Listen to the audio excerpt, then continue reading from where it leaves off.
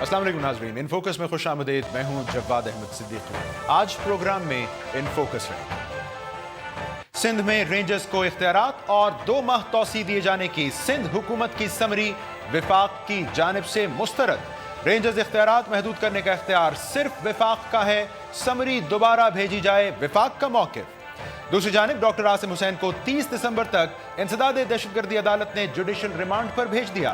NQM भी खबरों में मुत्तहिदा कायद समेत 25 रहनुमाओं के नाकाबिले जमानत वारंट गिरफ्तारी जारी। लोधरा में जिमनी इंतखाब का दंगल कल सजेगा। तहरीक इंसाफ और नवाज लीग एक दूसरे पर धावा बोलने को तैयार। और दहशतगर्दों को ललकारने वाले साबिक सीनियर सूबाई वजीर बशीर बेलोर की शहादत को 3 साल बीत गए। दहशतगर्दी के खिलाफ जंग में कुर्बानियां देने वाली अवामी नेशनल पार्टी उन्हें कैसे याद कर रही है, जानेंगे उनके करीबी साथी मियां इफ्तिखार हुसैन से। नाज़रीन, अब तक की सबसे अहम खबर यकीनन रेंजर्स इख्तियारात से मुतल्लिक वो समरी जो कि सिंध हुकूमत ने विफाक को भेजी थी मंजूरी के लिए, वजारत दाखिला की जानिब से मुस्तरद कर दी गई है, इस मौक़िफ़ के साथ कि रेंजर्स इख्तियारात के हवाले से सिंध हुकूमत का इस्तेहकाक नहीं है कि उन्हें महदूद किया जाए।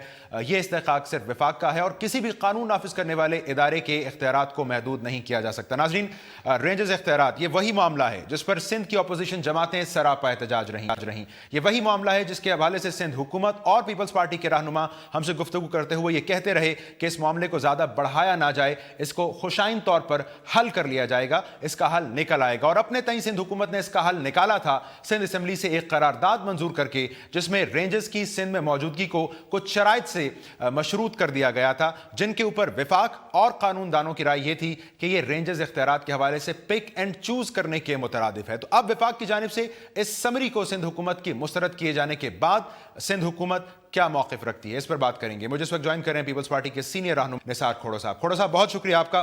तो सर, वो समरी जो सिंध हुकूमत ने भेजी रेंजर्स इख्तियारात से मुतालिक विफाक को मुस्तरद हो गई, योर टेक ऑन दैट? देखें, अगर मुस्तरद होने का एक तासुर सा पैदा हुआ है तो यकीनन उस समरी में या जो वापस की गई थी उसमें कोई ना कोई कॉन्स्टिट्यूशनल आर्टिकल की तशरीह करते हुए उन्होंने कहा होगा, क्योंकि हम तो इस कॉन्स्टिट्यूशन को मानते हैं। इस कॉन्स्टिट्यूशन में 147 आर्टिकल नंबर था और जिस आर्टिकल में लिखा हुआ था कि कोई भी सूबाई हुकूमत वफाक की रजामंदी के साथ आर्म फोर्सेस या सिविल आर्म फोर्सेस को अपने सूबे में किसी खास काम के लिए बुला सकती है, कंडीशनली और अनकंडीशनली। ये चीजें क्योंकि उस आर्टिकल में लिखी हुई थी तो हमने उस चीज को बेस बना के असेंबली से एक लिहाज से मोहर सब करवा दी उन इदारों के लिए जो यहाँ कारामद साबित हो रहे थे, जिन्होंने आके यहाँ अमन अमान के लिए पुलिस की मदद में काम करने की कोशिश की। और ये भी है कि 147 में उसमें लिखा हुआ है कि in aid of civil police वो आ सकते हैं, आके मदद कर सकते हैं पुलिस की। अब हमने तो उस कॉन्स्टिट्यूशन का साथ कर जो कॉन्स्टिट्यूशन में लिखा हुआ था तो हमने इसमें एक बात की, और जो हम अगर असेंबली में बात पेश की तो वो भी एक कॉन्स्टिट्यूशनल ऑब्लिगेशन थी कि हमने जो अमल किया है उसको असेंबली रेटिफाई करे। हमने जो उनको बुलाया हुआ है इधर सिंध में। खोड़ा साहब, मुझे अगर आप मौका दीजिए, खोड़ा साहब मुझे अगर दीजिए, एज ऑफ नाउ सूरत हाल ये है, आप कह रहे हैं कि सिंध हुकूमत ने और असेंबली ने अपना आईनी इस्तेहकाक इस्तेमाल किया है, कंडीशनल और अनकंडीशनल की जो इस्तिलाह है आर्टिकल 147 में, उसके तहत विफाक ये कह रहा है कि आपने जो शराइत रखी हैं रेंजर्स के इख्तियारात के हवाले से, वो इस्तेहकाक सिंध असेंबली का नहीं है, वो विफाकी कवानीन है, उनके हवाले से कोई भी बातचीत या इख्तियारात का तयन सिर्फ विफाक कर सकता है। तो सर, मामला तो बड़ा वाज़े है कि विफाक क्या कह रहा है। वाज़े है तो मैं भी वाज़े बात कर रहा हूँ। ये तो पहली दफा हुआ है कि जी सिंध असेंबली ने इसको रेटिफाई किया, नहीं तो ये तो हुकूमत की नोटिफिकेशन के थ्रू ये सब कुछ अख्तियारात दिए भी जा सकते हैं, कंडीशनली और अनकंडीशनली। आप जब उनको बुलाते हैं तो आपने उनको अख्तियारात देते हुए ये कहा कि 4 चीजों पर आपको काम करना है। अब 4 चीजों पर काम करना इसलिए मकसूद था कि हाँ, यहाँ ऐसी सूरत हाल थी कि बदअमनी थी या टेररिज्म था या जो कुछ भी था उसको कंट्रोल करना हम सब के लिए बहुत जरूरी था। इसके बाद जाके ये बात हुई कि जी किसी को डिटेन करना अगर आपने है तो रीजंस बताओ और अब से पूछो और उसके बाद उस पर एक्शन करो। हमने उनसे अख्तियार छीने तो नहीं थे, हमने ना इख्तियार छीने ना वो। रही बात बदनवानी की, तो मैं समझता हूँ कि आर्टिकल में किसी भी कानून में रेंजर ने बदनवानी पर कर्ब करने की बात पे बुलाया तो था नहीं। खोड़ा साहब, ये आपका मौक़िफ़ टेररिज्म को टैकल करने बिल्कुल के लिए। ठीक, ये आपका मौक़िफ़ और विफाक का मौक़िफ़ मैंने आपके सामने रखा। विफाक ये कह रहा है कि समरी दोबारा भेजी जाए, शराइत उसमें से निकाल कर। तो अब अगला लाहेमल होगा क्या? समरी दोबारा भेजी जाएगी, सिंध हुकूमत नजरसानी करेगी? हो सकती है कि जब उनकी समरी हम डिटेल में पढ़ेंगे, डिटेल में पढ़ के उनकी रीजंस को देखेंगे, और उसके बाद सिंध हुकूमत का मौक़िफ़ आएगा कि हम इस पे क्या जवाब देना चाहते हैं। जैसे उन्होंने समरी वापस भेजी है, हमने इसी तरह से भी भेज दी है। हमने इसको देख के फिर जवाब देना होगा, चाहे असेंबली के थ्रू जवाब दे या हुकूमत के लेवल पे जवाब दे। लेकिन ये बात तो तभी हो सकती है जब वो समरी हमारे पास पहुंचेगी, हम उसको देखेंगे, उसको एनालाइज करेंगे, उसके बाद जवाब देंगे। फिलहाल तो हमने असेंबली के तौर पर उनको ये अख्तियार दिए हुए हैं कि ये चीज करो, और ये चीज करने के लिए हमने यकीनी तौर पर वफाकी हुकूमत से इजाजत मांगी थी। वो यहाँ साल भर के लिए आए हुए हैं। पहले भी उनको खास अख्तियारात जो थे, मखसूस अख्तियारात जो थे, वो 120 दिन के लिए थे। अब उनको हमने 60 दिन के दे दिए। आपने कहा कि आप विफाक के उस खत को पढ़ेंगे, फिर अपना उस पर जवाब तश्कील देंगे, लेकिन सूरत हाल तो बड़ी वाज़ेह है। आप हमारे इस शो में कह चुके हैं, पीपल्स पार्टी ये कह चुकी है, एक बड़ी वाज़ेह पोजीशन ले चुकी है रेंजर्स के अख्तियारात के हवाले से। तो किसी भी तौर पर नजर सानी करना तो बहरहाल पीपल्स पार्टी की पसपाई शुमार होगा, या आप इसरार करेंगे कि जो समरी भेजी गई है टाइम से पहले कहने की बात जरूरत नहीं है। आपने कह दिया, आपने समरी देखी, मैंने समरी नहीं देखी। यकीनन हुकूमत के पास पहुंचेगी तो यकीनन कानूनी माहिरीन भी होंगे, हमारे एडवाइजर्स भी होंगे, हमारा सारा किताब भी होगा, हमारे सामने कॉन्स्टिट्यूशन भी होगा, हमारे पास एंटी टेररिस्ट एक्ट भी होगा, हमारे पास ये पाकिस्तान जो पोपा या पापा जो है जिसको कहते हैं हम, वो भी सामने होगा, और उसको सारी चीजों को देख के हम उनको जवाब दे देंगे। चलिए सर, अब वजीर आला सिंध कायम अली शाह साहब, उन्होंने खुद कहा, जो उनके मुशीर इत्तलात हैं मौला बख्श चांडी साहब, उन्होंने कहा कि रेंजर्स के 1-2 मामलात पर तहफ़्फ़ुज़ात हैं। सर वही बुनियादी सवाल, अगर तहफ़्फ़ुज़ात थे तो ये किसी करारदाद या नोटिफिकेशन या ये समरी भेजने से पहले सॉर्ट आउट होना बेहतर नहीं था? मैं गुजारिश ये करूं कि हम सब असेंबलियों के जवाबदार हैं, हम सब असेंबलियों के सामने जवाबदार हैं। आपको ये मानना पड़ेगा कि असेंबलियां, पार्लियामेंट इन सब चीजों से सुप्रीम है। सुप्रीम अदारे ने कहा तो ज़रब अज़ब शुरू हुआ, सुप्रीम अदारे ने कहा तो ऑपरेशन कराची में शुरू हुआ, ये पॉलिटिकल पार्टीज ने कहा तो उनको मॉरल सपोर्ट मिली। ये पीपुल्स पार्टी हो चाहे कोई और जमात हो, जिन्होंने डिमांड किया कि अमन अमान को ठीक करना है, तो वो आए काम करने के लिए। तो हुकूमत से उन्होंने अख्तियार लेने के लिए इस्तदा की, हुकूमत ने उनको अख्तियार दिए।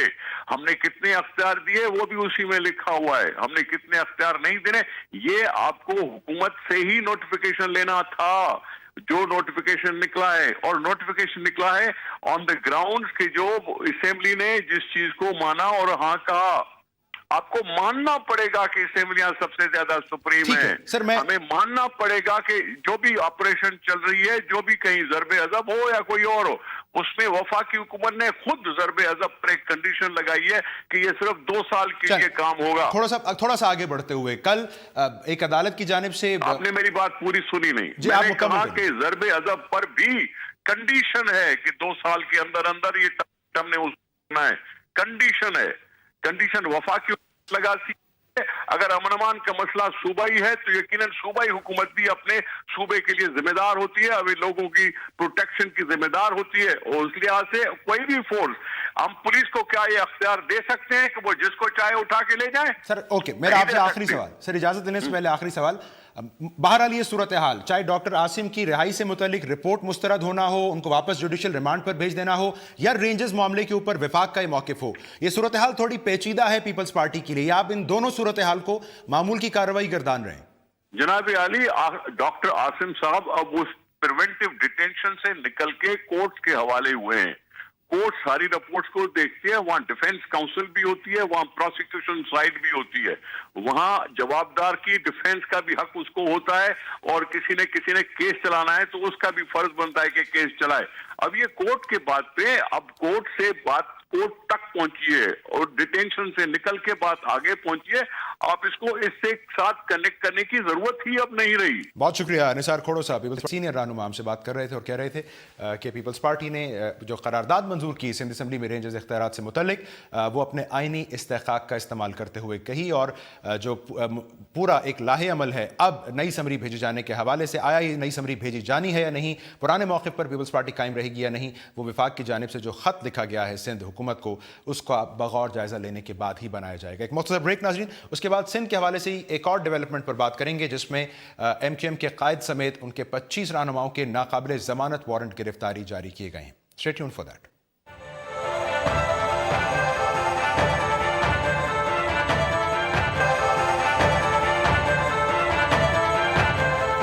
Welcome back. ناظرین, بریک سے پہلے آپ نے موقف سنا پیپلز پارٹی کے سینئر رہنما نثار کھوڑو صاحب کا. سندھ حکومت کی جانب سے رینجرز اختیارات سے متعلق سمری وفاق کو بھیجی گئی, جس کو وفاق کی جانب سے مسترد کر دیا گیا, یہ کہہ کر کہ سمری دوبارہ بھیجی جائے. اس پر ایم کیو ایم کا کیا موقف ہے, اس پر بات کریں گے, اور خصوصاً ایسی صورتحال میں جب ایک انسداد دہشت گردی عدالت کی جانب سے ایم کیو ایم کے قائد سمیت مجموعی طور پر 25 رہنماؤں کے خلاف ناقابل ضمانت وارنٹ گرفتاری جاری کیے جا چکے ہیں. ایم کیو ایم خود کو کہاں کھڑا دیکھ رہی ہے؟ ایم کیو ایم کے ممبر سندھ اسمبلی خالد افتخار صاحب میرے ساتھ موجود ہیں. خالد صاحب شکر کا. پہلے تو میں جاننا چاہوں گا ایم کیو ایم کہاں کھڑی ہے؟ ایک سمری رینجرز اختیارات کی سندھ حکومت نے بھیجی تھی جس کو وفاق نے مسترد کر کے ایک نئی سمری کا تقاضا کیا ہے, تو ایم کیو ایم کہاں کھڑی ہے اس صورتحال میں؟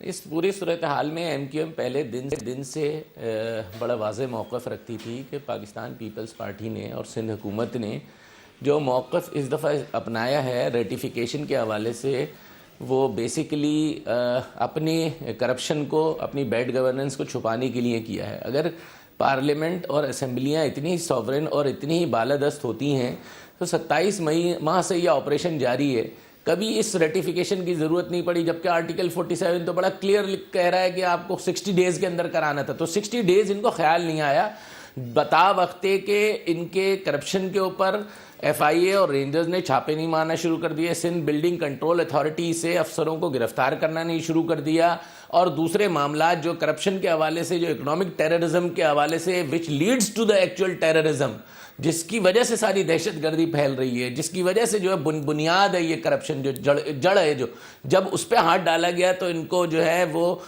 پہلے انہوں نے اینٹوں سے اینٹ بجانے والی بھی باتیں کریں اور ساری چیزیں کی, اور اس کے بعد ان کو فوری طور پر انہوں نے اپنی کتابیں کھول کر دیکھا کہ کہاں سے ہم ان کو ان کے اختیارات کو محدود کر سکتے ہیں, کس طریقے سے ہم ان کے لا انفورسمنٹ ایجنسی کے ہاتھ پاؤں باندھ سکتے ہیں. تو ان کو یہ آرٹیکل نظر آیا ریٹیفیکیشن کی, اور جو قرارداد تھی وہ بھی اس طریقے سے تھی کہ ان کو 4 جرائم کا بتایا گیا کہ ان 4 جرائم کے علاوہ آپ نے کام نہیں کرنا ہے. اس صورتحال کو اس نظر سے دیکھا جائے کہ 9 جب رینجرز نے چھاپا مارا, قائم علی شاہ صاحب نے اظہار لا علمی کیا اور کہا جی رینجرز کی کارروائی ہے میں دیکھوں گا.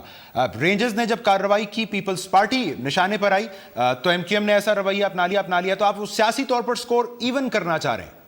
یقیناً ایسا ہی ہے. دیکھیں, نہ صرف یہ کہ انہوں نے اظہار لا علمی کیا تھا, بلکہ اس وقت کے جو ان کے آج کل کے گمشدہ منسٹر ہیں شرجیل میمن صاحب, جو دبئی میں اپنی پراسرار بیماری کی وجہ سے قیام پذیر ہیں, انہوں نے تو بہت خوشی کے شادیانے بجائے اور بہت ساری اس قسم کی باتیں کی, افسوسناک باتیں کی کہ جو ان کو زیب بھی نہیں دیتی تھی. تو وہ تو بالکل مطمئن تھے اس آپریشن سے, انہیں اس آپریشن سے کوئی واسطہ ہی نہیں تھا.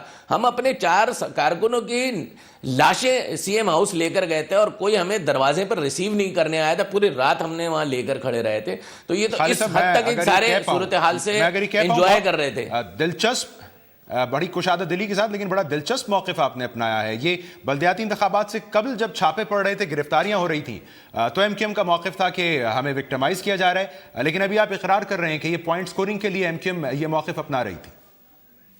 کیا آپ مطلب کچھ اپنے حساب سے کچھ کہہ رہے ہیں؟ میرا جواب نہیں, میں نے آپ سے سوال یہ رکھا کہ جب پیپلز پارٹی جناب علی, میں نے آپ کو یہ بتایا, آپ نے مجھ سے سوال سمپل یہ کیا کہ یہ جو 9-0 پہ جس وقت چھاپا پڑا تھا, وزیر اعلیٰ صاحب اس سے لا علم تھے. میں نے کہا لا علم تو چھوٹا لفظ ہے, ان کے منسٹروں نے تو خوشیاں منائی تھی کہ یہ سب ہو رہا ہے, اور مسلسل واقعات. ہم اس وقت جو ہے جس وقت زد پہ تھے, تو اس وقت ہم اپنی لاشیں لے کر ان کے سی ایم ہاؤس گئے تھے, تو انہوں نے اس وقت بھی ہمیں یعنی وہاں دروازے پر تک پرسے تک کے لیے نہیں آئے تھے. یہ حالت تھی. اور آج جو ان کی چیخیں نکل رہی ہیں اس لیے کہ ان کی کرپشن کے اوپر, ان کی لوٹ مار کے اوپر, ان کے بیڈ گورننس کے اوپر جب رینجر نے اپنا رخ موڑا تو ان کو تکلیف ہو رہی ہے, اس آپریشن میں خامیاں نظر آنے لگی, اور پھر ان کو آرٹیکل یاد آ رہا ہے. اس میں میں نے ایسی کون سی بات کہی؟ میں نے تو اس میں قطعاً ایسی کوئی بات نہیں کی کہ پہلے ایم کیو ایم خوش ہو رہی تھی اور ایم کیو ایم کو پریشان ہے. میں جو سمجھ پایا میں نے کوئی بات نہیں کہ اس ساری صورتحال میں نہیں بالکل قطعاً نہیں ہے, بالکل کلیئر. ایم کیو ایم اس وقت بھی یہی کہہ رہی تھی, ایم کیو ایم کے اس وقت بھی تحفظات تھے جو میڈیا کے ذریعے, آپ دوستوں کے ذریعے, ہم اپنے پریس کانفرنسز کے ذریعے, احتجاج کے ذریعے ریکارڈ کرا رہے تھے. اور آج بھی ہم یہی کہہ رہے ہیں کہ جو فوکس ہونا چاہیے, جو اس پورے آپریشن کا کراچی کے جو ڈائریکشن ہونی چاہیے, اس کی ڈائریکشن جو ہے اس انتہا پسندی کی طرف ہونا چاہیے, اس فرقہ واریت کی طرف ہونا چاہیے, اس ٹیررزم کی وجہ سے ہونا چاہیے کہ جس کی جڑیں جو ہے وہ افغانستان تک جا رہی ہیں, جو انتہا پسندی تک جا رہی ہیں. میں آگے بڑھتا ہوں. خالد صاحب, یہ 25 رہنما ایم کیو ایم کے بشمول ایم کیو ایم قائد, ان کے ناقابل ضمانت وارنٹ گرفتاری, اور ان لوگوں میں نامزد میئر وسیم اختر صاحب کراچی کے شامل ہیں. یہ صورتحال کتنی پریشان کن ہے ایم کیو ایم کے لیے؟ نہیں, ایم کیو ایم کے قیام سے لے کر آج تک ہزاروں کی تعداد میں بے بنیاد اور جھوٹے کیسز بنے ہیں, اور کیسز سے ہم پہلے بھی نمٹتے آئے ہیں اس قسم کے. لیکن افسوس ہوتا ہے اس سوچ سے جو اس قسم کی چیزوں کو جو ہے پروموٹ کرتی ہے, اس مائنڈ سیٹ سے افسوس ضرور ہوتا ہے کہ 5 دسمبر کو کراچی کی عوام نے فیصلہ دیا میجورٹی کے حساب سے کہ اس شہر میں آپ نے جو بھی انتظامات لگائے, آپ نے جو بھی میڈیا ٹرائل کیا, آپ نے جو بھی جھوٹے مقدمات قائم کیے, لیکن عوام جو ہے وہ انٹیکٹ ہیں. عوام ایم کیو ایم کی اس مقبولیت کے ساتھ, اس کاموں کے ساتھ, اس ڈیلیورنس کے ساتھ, اس سروس ڈیلیوری کے ساتھ, اس ریسپانسونیس کے ساتھ موجود ہیں کہ جو ان کی لوگوں کے ساتھ اٹیچمنٹ ہے. میں ایک سوال اگر آگے بڑھ کر اسی سے متعلق کر پاؤں, ایک ایسی صورتحال میں جب ایم کیو ایم اپنا میئر لانے جا رہی ہے, رینجرز اختیارات کے حوالے سے صورتحال ہمارے سامنے ہے, میئر کے اختیارات کے حوالے سے بھی بات ہونا, معاملات طے ہونا باقی ہیں, تو وسیم اختر صاحب کے لیے ساری سچویشن, اسی سندھ حکومت کے نیچے رہ کر کام کرنا, رینجرز کے موقف, سندھ حکومت کا کچھ اور, آپ کا کچھ اور, یہ کتنی کمفرٹیبل صورتحال ہوگی ایم کیو ایم کے لیے؟ اتنے مانوس سیاد سے ہو گئے ہیں کہ اب رہائی ملی بھی تو مر جائیں گے. ہم تو اس کرائسس کی صورتحال کے عادی ہیں, ہمارے لیے تو کوئی یہ چیز نہیں ہے. میں یہ ضرور جانتا ہوں کہ پاکستان کی ماں سوائے ایم کیو ایم کے سیاسی جماعت کوئی بھی آپ اٹھا کر دیکھ لیں, اور یو نیم اٹ, کہ جتنی بھی سیاسی جماعتیں ہیں, اتنا سخت آپریشن, اتنے سخت تشدد, اتنا 3rd ڈگری ٹارگٹ, اتنے ساتھیوں کی شہادتیں, اور اتنا بدترین تشدد کے بعد, لاپتہ ہونے کے بعد, اگر کوئی جماعت جو ہے وہ اس طریقے سے بلدیاتی انتخابات میں جیسے ایم کیو ایم کھڑی ہو گئی ہے, کھڑے ہو کر دکھا دے, مجھے آپ پوری تاریخ اٹھا کر دکھا دیں کہ جو ایم کیو ایم کے علاوہ کوئی ایک سیاسی جماعت جو ہے وہ کھڑی ہو کر آ جائے. یہ ہمارے لیے پریشان کن صورتحال نہیں ہے. اختیارات بھی لے کر دکھائیں گے انشاءاللہ. اور افتخار صاحب بہت شکریہ, آپ ہمیں موقف دے رہے تھے جو وفاق کی جانب سے سندھ حکومت کی سمری مسترد کی گئی ہے رینجرز اختیارات سے متعلق, اس پر, اور ایم کیو ایم کے 25 رہنماؤں کے ناقابل ضمانت وارنٹ گرفتاری پر. ایک مختصر بریک ناظرین, اس کے بعد تذکرہ ہوگا کل لودھرا میں ہونے والے بلدیاتی مارکے کا. Stay tuned for that.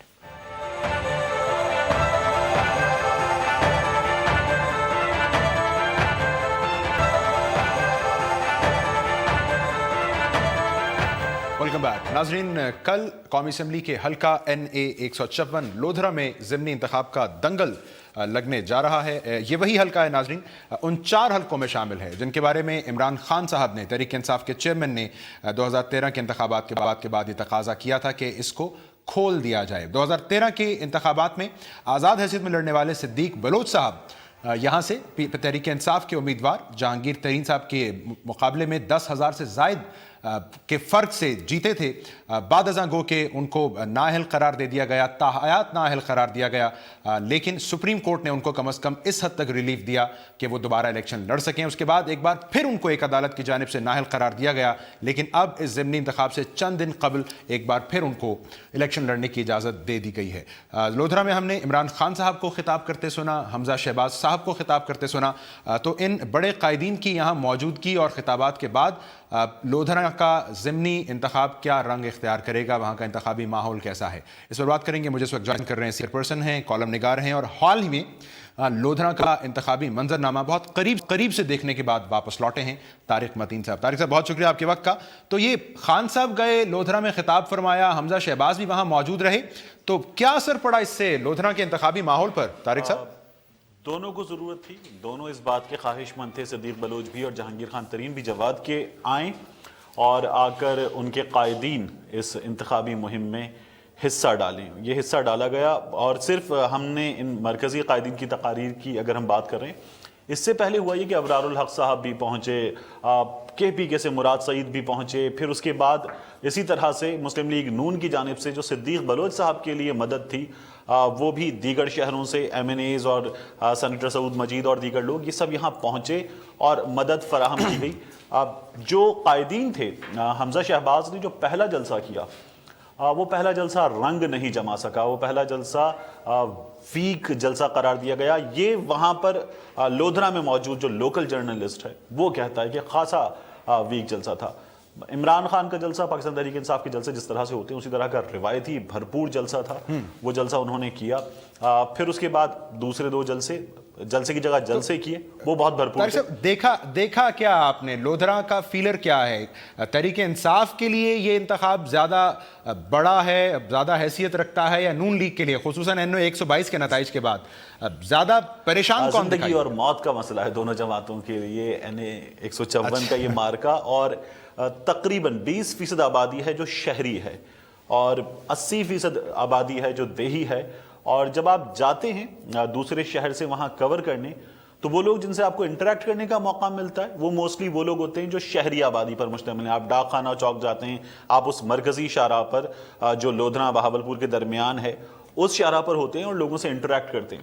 اب جب آپ چلے جاتے ہیں کسی دیہی آبادی کے درمیان میں, تو ایک تو آپ کٹ جاتے ہیں, کم لوگوں کے درمیان میں ہوتے ہیں, اور وہ ان سے انٹریکٹ کرنے میں آپ کو اس طرح سے آسانی بھی نہیں رہتی ان لوگوں سے. تو آپ جب فیلر کی بات یہ ہے کہ جب آپ شہری آبادی سے بات کر رہے ہوتے ہیں تو وہاں بات کرتے ہوئے آپ کو لگتا ہے کہ جو سینٹیمنٹ ہے وہ پاکستان تحریک انصاف کے حق میں ہے.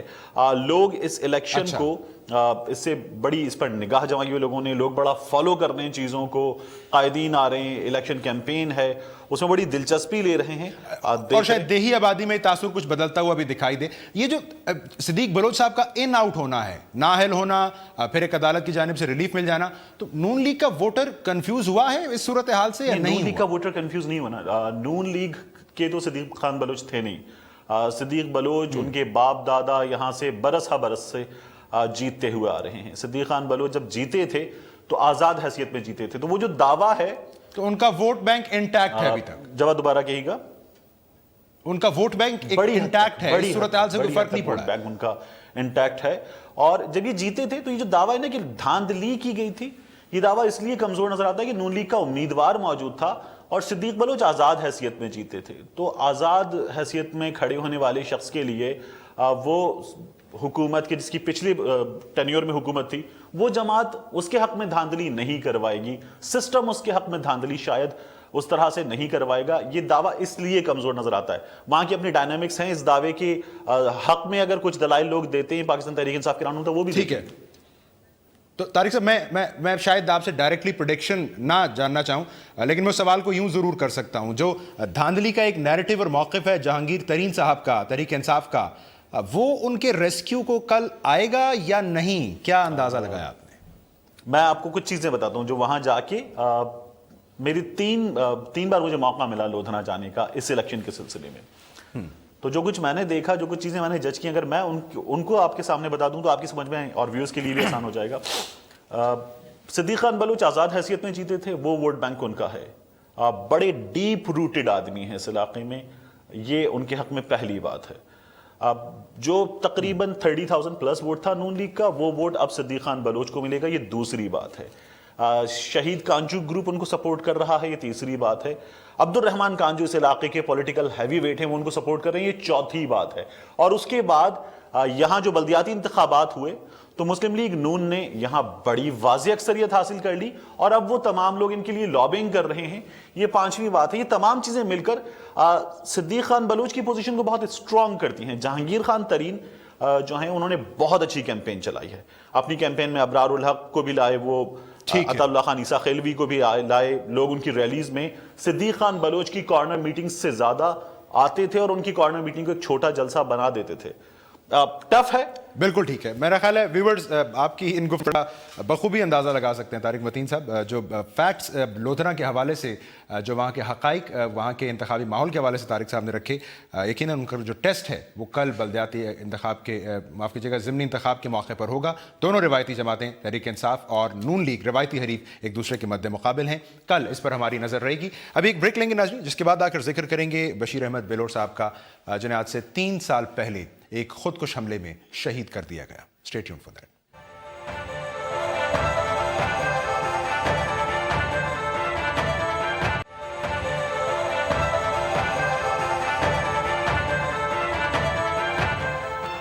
Welcome back. ناظرین, آج سے 3 سال قبل عوامی نیشنل پارٹی کے سینئر رہنما اور خیبر پختونخوا کے سینئر صوبائی وزیر بشیر احمد بلور صاحب کو ایک خودکش حملے میں شہید کر دیا گیا. بشیر احمد بلور صاحب کو یاد کرنے کا جو سب سے مستند اور توانا حوالہ ہمارے سامنے ہے وہ یہ کہ وہ کبھی دہشت گردی کے خوف سے مروب نہیں ہوئے, وہ دہشت گردی سے کبھی خوف زدہ نہیں ہوئے. اس کا نتیجہ یہ تھا کہ ہم نے اس زمانے میں جب خیبر پختونخوا دہشت گردی کی ایک لہر کی لپیٹ میں تھا, ہم نے ہر دہشت گردی کی کارروائی کے بعد بشیر احمد بلور صاحب کو اپنی جماعت کے دیگر ساتھیوں کے ہمراہ اس جگہ پر پہنچتے دیکھا, دہشت گردی کی پرزور الفاظ میں مذمت کرتے دیکھا.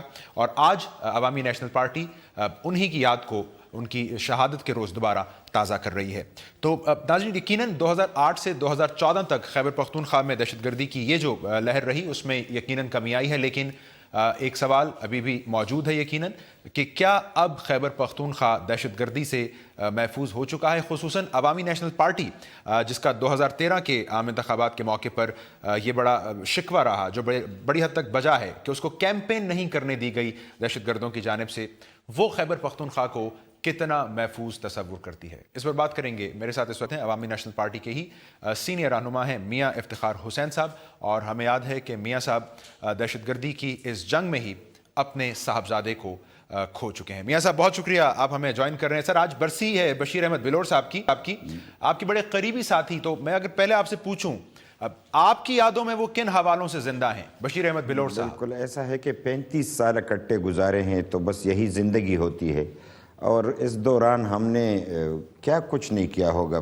35 سال میں تو بہت کچھ قریب سے دیکھا, یعنی جلسے کیے, جلسوں میں تقاریریں کی, پھر میٹنگ یا اجلاسیں اٹینڈ کی, یعنی ایسی یعنی آپ سوچ نہیں سکتے کہ جس طریقے سے ہمارے پاس میں انڈرسٹینڈنگ تھی. وہ میرے بڑے بھی تھی, سینئر بھی تھے اور عمر میں بھی مجھ سے بڑے تھے, لیکن اس کے باوجود ہم ایک دوسرے سے بڑے مانوس تھے. اور تقریباً جب یہ دہشت گردی کی لہر چل پڑی تو اس دوران میں بھی جب بھی کوئی واقعہ پیش آیا تو بشیر بلور کو میں نے اپنے ساتھ پایا. یعنی میں جب بھی گیا تو یا مجھ سے وہ پہلے گئے ہوتے یا اس کے بعد آ جاتے. ایک بہادری کا یعنی اس کا ایک آپ اندازہ کریں کہ اس کو پتہ تھا جب میرا بیٹا شہید ہوا تو 3 دن تک وہ روتے رہے, اور پھر مجھے کہا کہ آپ سے میرا بہت ضروری کام ہے. تو میں نے کہا آپ میرے بڑے ہیں, میں آپ کے پاس آ جاتا ہوں. اس نے کہا نہیں, مجھے آپ سے کام ہے.